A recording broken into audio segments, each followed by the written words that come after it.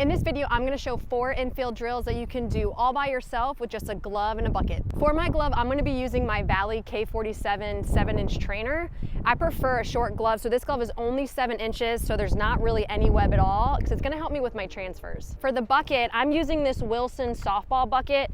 It has a top that is foam, so it's really bouncy. Now, this is the only type of bucket that I have. I'm not sure if you can use a regular bucket with a hard lid, but you can go ahead and try it. If I can find this bucket online, I'll go ahead and link it in the description. There's 4 different drills I'll be doing, and every drill is gonna involve this bucket lid. So this first drill, I'm gonna have the bucket right in front of me, and I'm gonna be just a couple inches away, just right in the middle.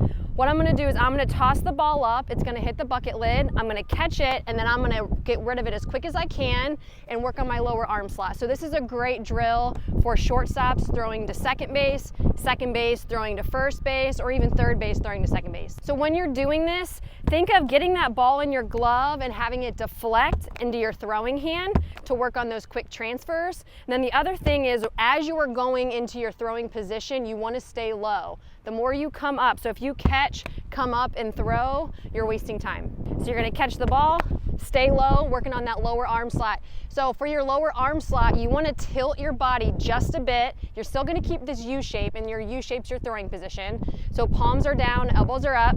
You're gonna catch, U shape, tilt, and then you're gonna throw, making sure that you're staying low the whole time. Now for my next drill, I'm gonna be doing the same exact thing, but this time I'm gonna be opening up and throwing the opposite direction. So this is great for second base, throwing to shortstop to turn a double play, or shortstop throwing to third base. So same rules apply. I'm gonna be just a couple inches away from the bucket.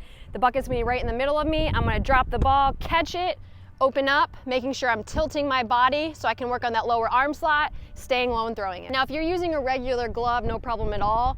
Just make sure that you're not catching, squeezing, and then bringing the ball into your throwing hand. So keep your throwing hand very close so you can work on quick transfers. This ball should be in the throwing position, so in your U shape by the time your right foot hits the ground. Now, there's gonna be some scenarios in a game where, let's say you're playing second base or shortstop, you're playing really far back, you get the ball and you'll just swivel, turn, and throw. You can practice that here too if you'd like. Personally, for me, I prefer to open up. I don't know why, it just feels a lot faster and more natural for me, but you can practice both ways. For this next drill, we're gonna be turning a double play as a shortstop. So the bucket's gonna be right in the front corner of this bag, and we're gonna be just a couple feet away. So what we're gonna do is we're gonna toss the ball up, the ball is gonna hit the bucket lid, we're gonna stutter step, and when the ball is about to hit my glove, I'm gonna time it up to where my left foot hits. I'm gonna be swiping with my right foot, getting around the bag and throwing. So another good reason I like this bucket here is because it forces me to clear the bag so I don't get cleated by that runner. Something I see a little bit too much of is shortstop will catch the ball, and let's say this bucket's not right here. They'll catch it, and then they will go straight in this baseline, and I've actually done that before my freshman year of college. I got cleated really bad. I probably should have got stitches, which I didn't, but that lesson right there, or that example when I got cleated, forced me to hit this bag and then clear it while still turning my hips, because I want to be able to throw quickly to my target. What I don't want to do is catch, avoid it, but go all the way out to right field, because that's going to take too long. So you're going to be back just a couple feet, you're going to toss a ball up, stutter step, catch, get around that bag, and throw it to your target. For this last drill, I'm going to be working on throwing on the run. The bucket's going to be right in front of me. I'm going to be just a couple feet back. From here, I'm going to toss the ball up.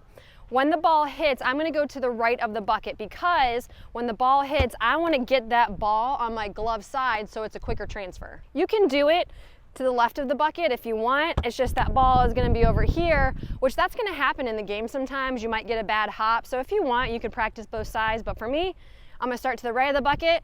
I'm gonna toss it. I'm gonna do my best to catch it on my left foot. So left foot hits when I catch the ball.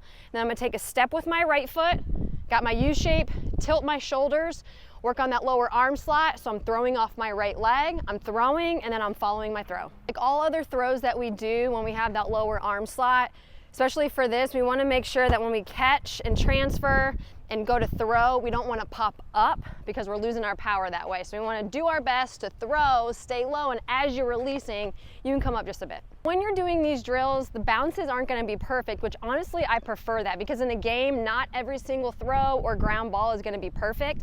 This just helps us work on that hand-eye coordination. It helps us work on our transfers, and also helps us work on our throw. and this is what's gonna look like full speed.